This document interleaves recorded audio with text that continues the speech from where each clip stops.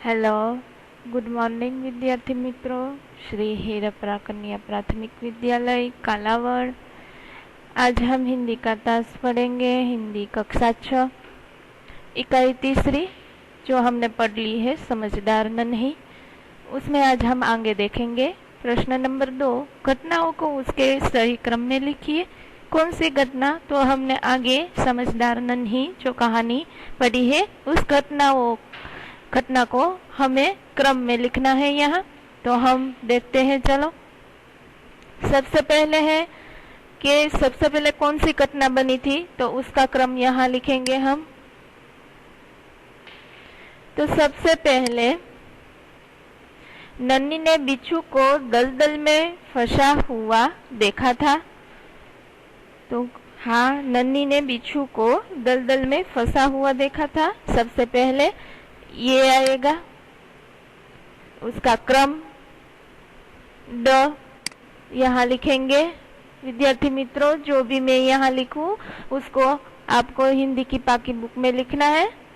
उसके बाद दूसरा क्रम क्या आएगा? नन्ही बिच्छू की आवाज सुनकर दौड़ती हुई आ गई। तो ये अ दूसरा आएगा। उसके बाद तीसरा क्रम कौन सा आएगा? नन्ही ने बिच्छू को दलदल से निकालकर सूखे स्थान पर रख दिया। क ये क्रम यहाँ आएगा। उसके बाद कौन सा क्रम आएगा? बिच्छू ने नन्ही को डंक मार लिया। ई ये क्रम यहाँ आएगा।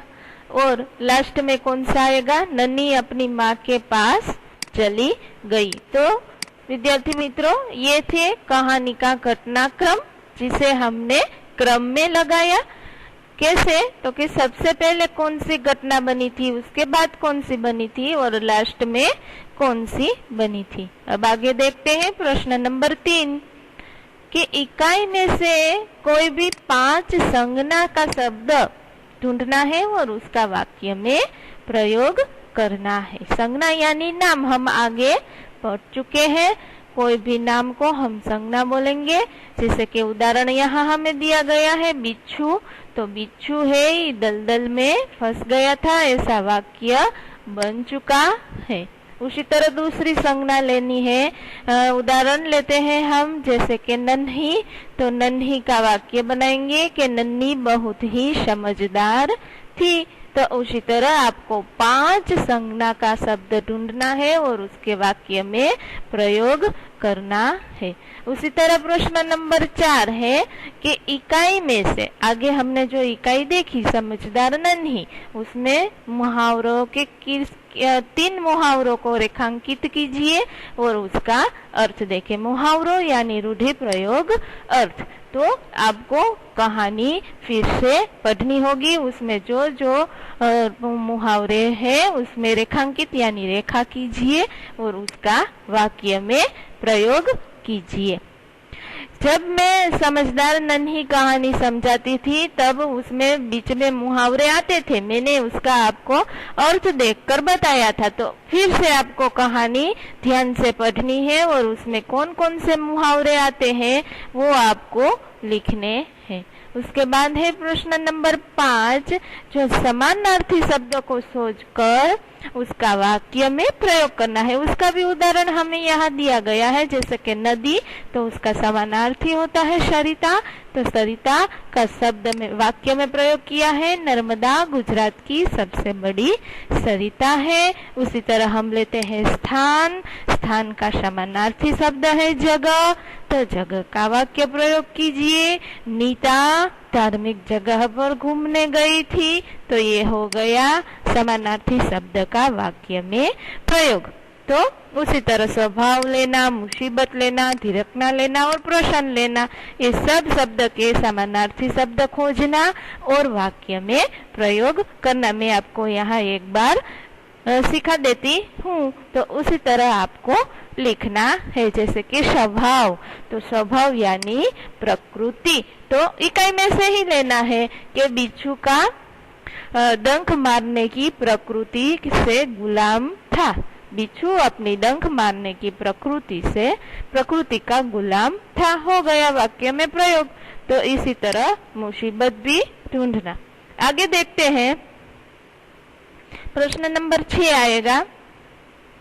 प्रश्न नंबर 6 में क्या है, तो निम्नलिखित शब्दों को शब्दकोश में लिखना है। शब्दकोश में लिखना यानी कि शब्द के अनुसार, जैसे कि हमें यहाँ 2 जात के शब्द दिए जाते हैं, स्वर वाले शब्द और व्यंजन वाले शब्द। स्वर वाले शब्द में आते हैं अ, आ, ई से शुरू होने वाले शब्द, और व्यंजन यानी क, ख, ग से शुरू होने वाले शब्द क से शुरू होते हैं और न पे पूर्ण होते हैं। तो इस वजह से हमें यहाँ 5 शब्द दिए गए हैं। तो ये 5 शब्द को हमको लेना है कि सबसे पहले कौन सा आएगा।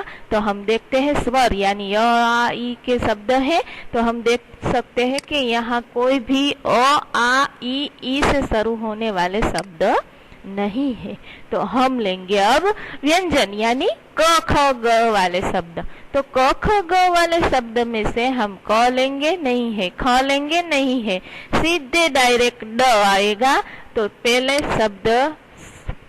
पहले आएगा डंक, उसके बाद क्या आएगा, आगे क, ख, ग देखते जाएंगे और लेते जाएंगे। तो क के बाद आएगा सीधा बिच्छू, उसके बाद आएगा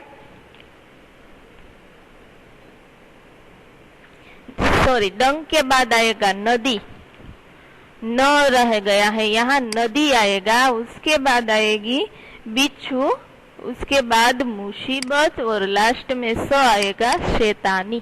तो ये हो गया शब्दकोश के क्रम में लिखने का।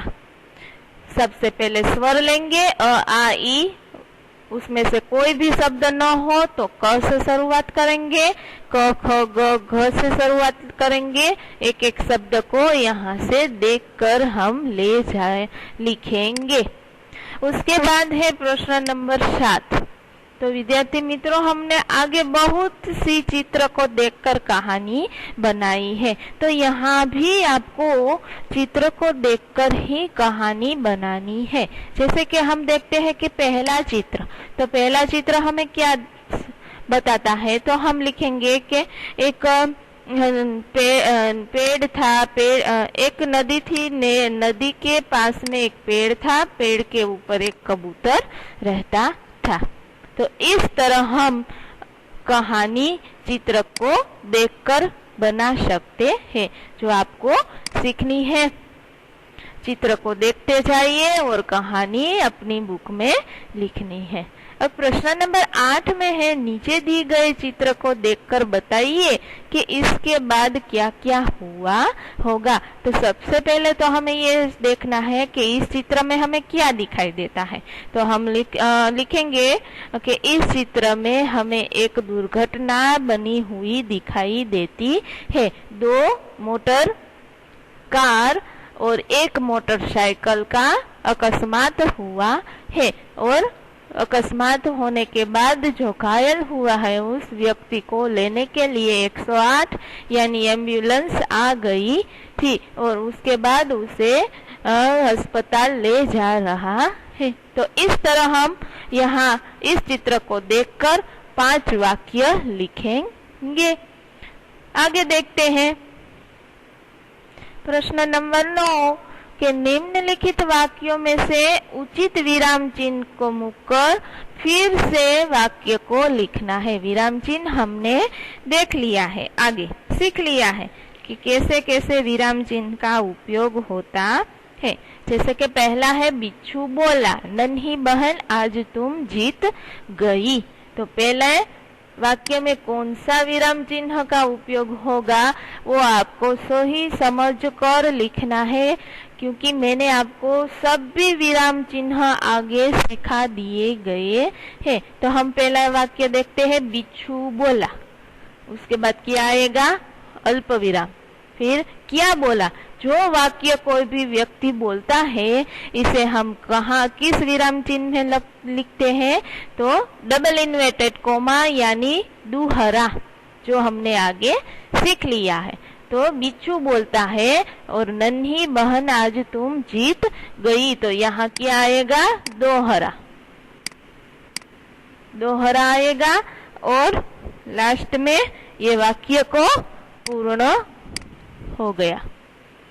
तो इसी तरह आपको विराम चिन्ह रख कर वाक्यों को फिर से लिखना है।